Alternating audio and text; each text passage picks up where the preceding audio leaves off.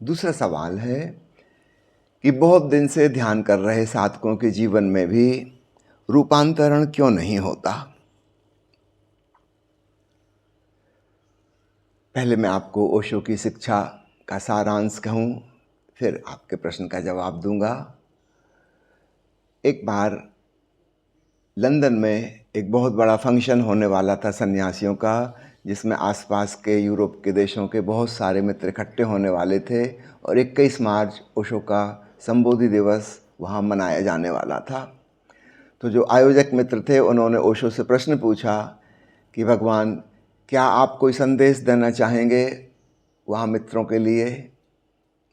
ओशो ने कहा हाँ, उन्हें बताना कि मेरी शिक्षा के 4 मुख्य आयाम हैं। ऐसा समझो मैं नव संन्यास का जो मंदिर बना रहा हूँ उसके 4 खंबे, 4 पिलर्स ऑफ माई टेम्पल्स। पहला है जीवन का सम्मान, रिवरेंस फॉर लाइफ। दूसरा है ध्यान, मेडिटेशन। तीसरा है प्रेम और सद्भावनाओं का विकास। और चौथा है तुरिया। संस्कृत में तुरिया का अर्थ होता है चौथा। फिर ओशो ने उसको समझाया कि तुरिया ओंकार को कहते हैं, भगवान बुद्ध उसे धम्म कहते हैं, उपनिषद के ऋषि उसे प्रणव कहते हैं, कोई उसे ओंकार कहता है, लाओ त्सु उसे ताओ कहता है। ये 4 स्तंभ हैं जिनके ऊपर सन्यास का मंदिर मैं निर्मित कर रहा हूँ, और इसमें से एक भी अगर कम होगा तो मंदिर गिर जाएगा। जैसे 4 व्हीलर गाड़ी होती है, अगर उसमें से हम एक व्हील निकाल लें तो फिर ये कार चलेगी नहीं।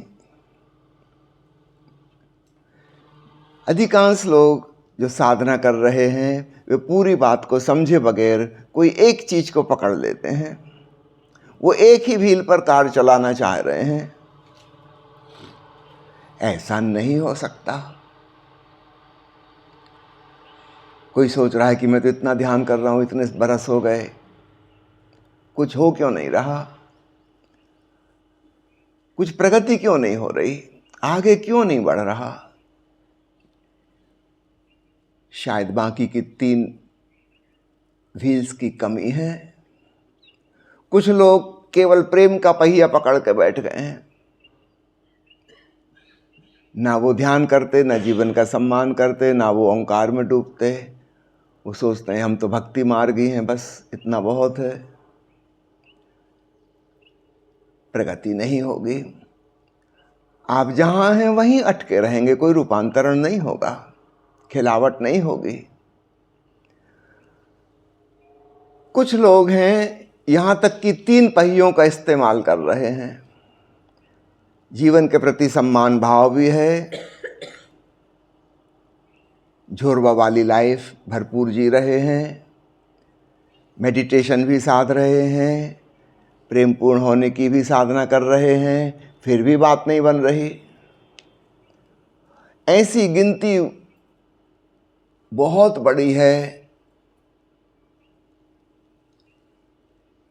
जो 3 चाक पर कार चलाना चाह रहे हैं और कार नहीं चल रही। और अक्सर इन लोगों की बात पकड़ में नहीं आती कि कौन सा पॉइंट मिसिंग है। अब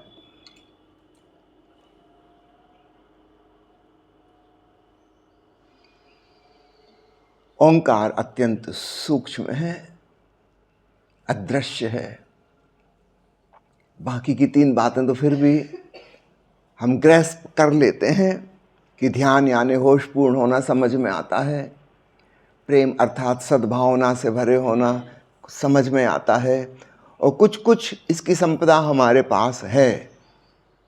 ऐसा कोई व्यक्ति नहीं है जो बिल्कुल ही 100% प्रेमहीन हो, ऐसा कोई व्यक्ति नहीं है जो 100% होश विहीन हो, ऐसा संभव ही नहीं। तो थोड़ी मात्रा में ध्यान हमारे पास है, थोड़ी मात्रा में प्रेम भी हमारे पास है, माना कि अशुद्ध है मगर है। जीवन के प्रति सम्मान का भाव,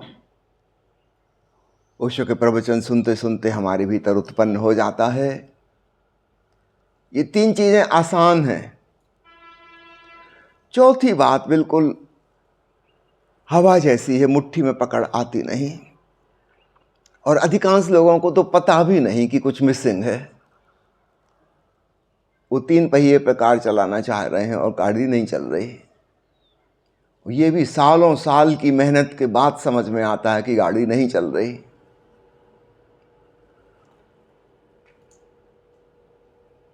और इसलिए ओशो फ्रेग्रेंस में हम उस चौथे पहिए पर विशेष एम्फेसाइज करते हैं, क्योंकि हमारी मुलाकात अधिकांश सन्यासी मित्रों से होती है जो वर्षों वर्षों से साधना कर रहे हैं, और उनकी मुसीबत, उनकी कठिनाई, इतने साल श्रम करते करते हुए बात बन क्यों नहीं रही? ओंकार श्रवण में डूबना होगा। जब इन चारों में एक बैलेंस, संतुलन आ जाएगा, सामंजस्य आ जाएगा, तब जाके जीवन में रूपांतरण होगा, वरना नहीं होगा। कुछ अन्य पंथों में मैं देखता हूं केवल ओंकार की साधना हो रही है, नाम स्मरण। वहां ध्यान गायब है, प्रेम गायब है, जीवन का सम्मान गायब है। रूपांतरण उनके जीवन में भी नहीं हो रहा। लोग कर रहे हैं, खूब श्रम कर रहे हैं। राधा स्वामी संप्रदाय वाले रात को 2 बजे कि 4 बजे उठ के नियमित रूप से घंटों घंटों नाम स्मरण में, ओंकार श्रवण में डूबते हैं, कि जीवन में कोई रूपांतरण नहीं होता। बाकी 3 चीज़ों की कमी है। उन्हें होश की साधना, प्रेम की साधना, जीवन के प्रति सम्मान भाव की साधना किसी ने बताई ही नहीं। बड़ा एकांगी मार्ग बताया गया। तो अब खूब अच्छे से समझना, ज्ञान मार्गी अकेले ध्यान को पकड़ने की कोशिश कर रहे हैं। राजयोगी उदाहरण के लिए नाम स्मरण वाले सिर्फ ओंकार को साध रहे हैं। तथाकथित भक्त गौड़ी भक्ति में उलझे हुए हैं। वे सोच रहे हैं कि परमात्मा के प्रेम में डूबे हुए हैं। निश्चित रूप से वे जो कर रहे हैं वो ठीक है, किंतु वह पर्याप्त नहीं है। आपने जो कार का एक व्हील साधा है, उपयोगी है, लेकिन वो अकेला पर्याप्त नहीं है। बाकी के 3 व्हील और चाहिए। और बहुत बड़ा धार्मिक जगत जीवन के प्रति निंदा और अपमान से भरा हुआ है। जीवन को एक दंड समझता है, सजा समझता है, पिछले कर्मों के फल समझता है, प्रारब्ध भुगतने के लिए आए हैं, इस प्रकार की धारणाएं हैं। ईसाई तो मानते हैं कि हमारे जो पूर्वज थे, प्रथम मनुष्य आदम और ईव, उन्होंने ईश्वर की आज्ञा का उल्लंघन किया था और ईश्वर ने उनको दंड दिया, स्वर्ग के राज्य से निष्कासित कर दिया। और उनके उस अपराध की वजह से पीढ़ी दर पीढ़ी पूरी मनुष्य जाति यातना भुगत रही है, और ऐसा अनंत काल तक चलता रहेगा। यानी हम दुखी होने के लिए, संतापग्रस्त होने के लिए बाध्य हैं। परमात्मा ने हमें दंड दिया है। हमारे पूर्वजों ने अपराध किया था। अर्थात शांत और आनंदित होने का तो कोई उपाय है ही नहीं।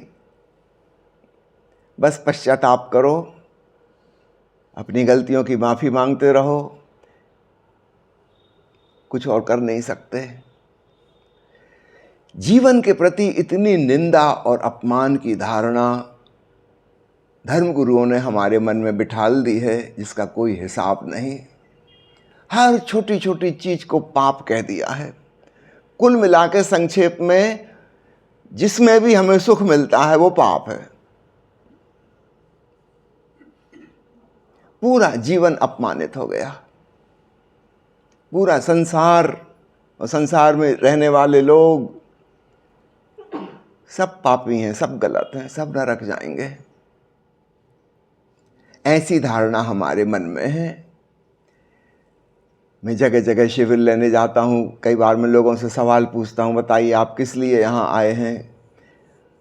मैं सुन के दुखी हो जाता हूँ जब अधिकांश लोग कहते हैं कि हम आवागमन से मुक्त होने के लिए आए हैं, कि अब दोबारा जीवन में आना ना हो। देखते हैं उनका वचन, जीवन के प्रति कितना आक्रोश है। ये जिंदगी उन्हें कारागृह जैसी लग रही है।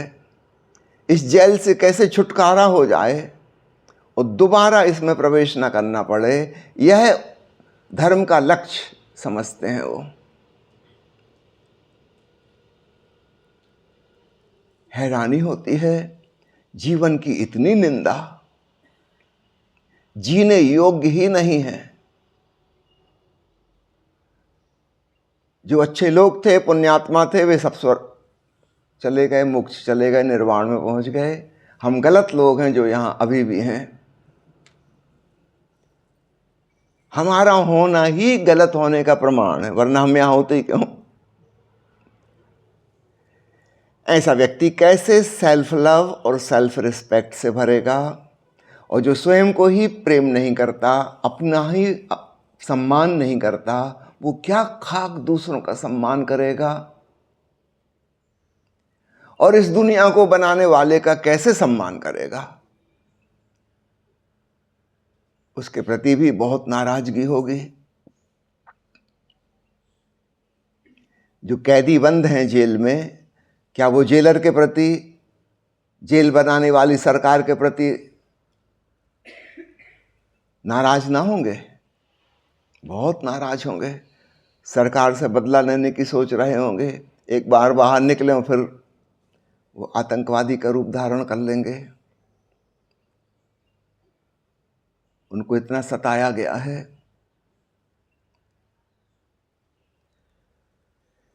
तो बचपन से ही हमने धर्मगुरुओं की, शास्त्रों सिद्धांतों की जो बातें सुनी हैं, हमारे मन में भी जीवन का अपमान, उसकी निंदा, उसकी आलोचना, यह जीने योग्य नहीं है, गलत है, और एकमात्र लक्ष्य ये है कि किसी प्रकार यहाँ से छूट जाओ और दोबारा ना आओ, ऐसा कुछ करो। हमारे सारे धर्म यही सिखाते हैं। और सदगुरु ओशो हमें सिखाते हैं रिवरेंस फॉर लाइफ, जीवन के प्रति आदर की भावना। तो पुनः दोहरा दूं, ओशो ने उस अंग्रेजी प्रवचन में जो कहा कि मैं जो सन्यास का मंदिर निर्मित कर रहा हूं, उसके 4 स्तंभ हैं। पहला जीवन का सम्मान, दूसरा ध्यान, तीसरा प्रेम और चौथा ओंकार श्रवण। इन 4 में से एक की भी कमी होगी तो यह मंदिर ध्वस्त हो जाएगा, मंदिर बनेगा ही नहीं। अब आप समझ लीजिए, सिर्फ ध्यान करने से रूपांतरण क्यों नहीं होता? इसलिए नहीं होता,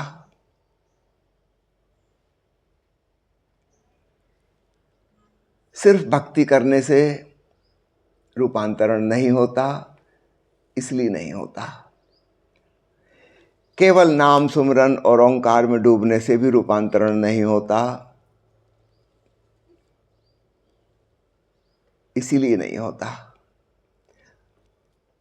हम एक व्हील या 2 व्हील पर कार को चलाना चाह रहे हैं, ऐसा नहीं हो सकता। 4 व्हीलर गाड़ी में चारों व्हील पर बराबर का वजन पड़ेगा, संतुलन होगा, सामंजस्य होगा, तब साधना की कार की प्रगति होगी, हम आगे बढ़ेंगे।